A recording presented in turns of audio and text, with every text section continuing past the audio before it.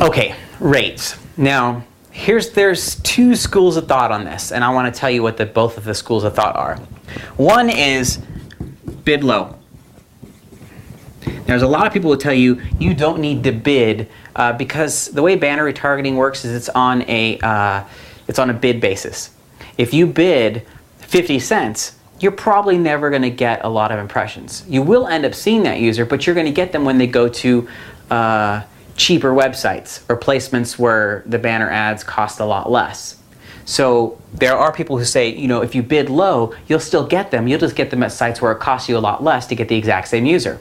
The problem with this is that, number one, there's no guarantee.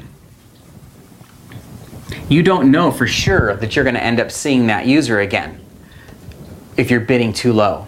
Second problem is what I call credibility damage. Now, if you are advertising only on cheap websites, the consumer is going to know that most of the time they're going to know that's a cheap website. And if you're only there, they're going to think to themselves, wow, I bought from this company and I've seen their banner ads everywhere, which is fine and it's making me feel better about them. But through your association with whoever that ad is being displayed on, that is going to decide their level of trust for you. So if you are advertising only on cheap sites, they're going to see and associate you with that cheap brand of whatever cheap site they're on. So that credibility damage is another negative point. No guarantee on impressions, credibility damage, and 3 would be low visibility. I know my writing is horrible. Sorry about that, guys. So low visibility, meaning not only you're not guaranteed in impressions, your visibility is going to be really, really low because you're just not going to get that amount because there's other people willing to go. The second school of thought, which is bid high. Now, I have heard from other companies, because there's other companies that offer these services too. They just don't think about things from a marketing perspective as much as we do. They look at it from how can we get our minimum money out of everybody every single month and then be game over. We don't want to do that. We want to be able to create some advanced win-win scenarios for you.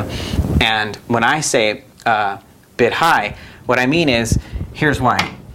If the consumer is going out and they're surfing around the internet and you want to get, there's still no guarantee that you're going to get a ton of impressions, but the higher you bid, I've never had a campaign where I bid high that I haven't ended up receiving plenty of impressions for the amount of people that came to my website, and I mean plenty. And that's because we have relationships with all the top publishers. We have our network, which spans, you wouldn't believe me if I told you, everybody, basically. There's very, very few folks we can't reach through our networks.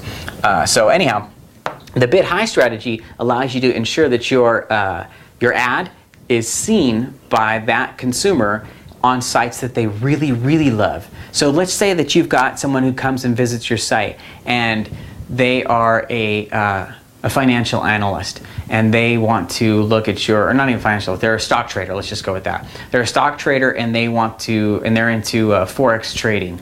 Well, they're in there and they are surfing around, they come to your Forex trading website, they look at your information, they think, I like this guy or girl, but I just don't know if I trust them enough just yet. They leave and they see your banner on sportsillustrated.com. And you're thinking to yourself, if you're the customer, wow, these guys are advertising Sports Illustrated. Oh, and I see them here on Facebook, and I see them here on GeoCities, and I see them here on this. That's gonna give you a certain level of credibility. If all of a sudden they see you on the Wall Street Journal, or they see you on Motley Fool, or they see you on whatever, your level of credibility shoots through the roof for them. Because they're like, oh wow, I love this Motley Fool website, and here's his banner top dead center. This guy must be legitimate. He must be the best of the best because he's advertising here. Well, you're just advertising to him there because you want him or her. And in this case, you can afford to pay. Let's say you bid it up, let's say you bid up to 10 CPM. This is cost per 1,000 impressions. So let's say you bid up to 10 CPM. Well, now you have the opportunity to actually show up on Motley Fool or to show up on WSJ.com, WallStreetJournal.com, or whatever. If you bid up to 25 CPM, you're never going to pay that much money on average. On average, it's going to come down because the bulk of your impression volume is going to come from the other websites that are cheaper. But when that person does visit those higher, more affluent sites, and this depends upon your market. If you're working with just day traders or traders, then you are going to end up paying a higher CPM. You'll probably end up in the 5 CPM range on average. And I'm using our historical data from all of our past campaigns to give you these kind of quotes, keeping in mind that as of right now, March 2010, that's where the rates are. The rates will go up as more people start figuring this out and plugging into it. But I'm on the bid high side. You'll never end up paying the higher amount, but to bid the higher amount allows you the association with the websites that will want a higher amount, even though, let's say you have 100 users and they're on all of the stars align and you get 50 impressions or 100 impressions on WSJ. 100 impressions at a $25 CPM, that's nothing. That is $2.50 for those 100 impressions. I think $25 per 1,000. So on 100, yeah, $2.50. Again, like I said, I'm horrible at math. Marketing, I love. Math, not so much. So anyhow, you guys get the point. You never, in very few websites, like there's a handful, like 5, that could ever afford to ask for this kind of CPM rate. However, they'll put that up there, and if that CPM comes through, then they'll accept it. But if you bid in at a $3 CPM or a 50-cent CPM or a $2 CPM, they're going to look at this and WSJ is going to go, right, we're not displaying your ad. But just like I did with my Tsunami launch, we bid it up to $10, $15 CPM. People saw our ads everywhere, and they were amazed at how many times they saw our ad, and they're amazed at the sites that they were on. Our ads were on some of the best websites in the world. Why? Bid high. My average CPM cost for my campaign came out to, I think, between $2 and $3 per 1,000 impressions.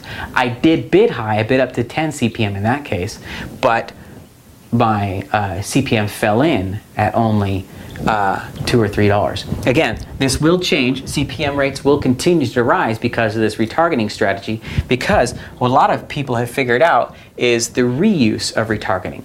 Let's talk about that for just a second, okay?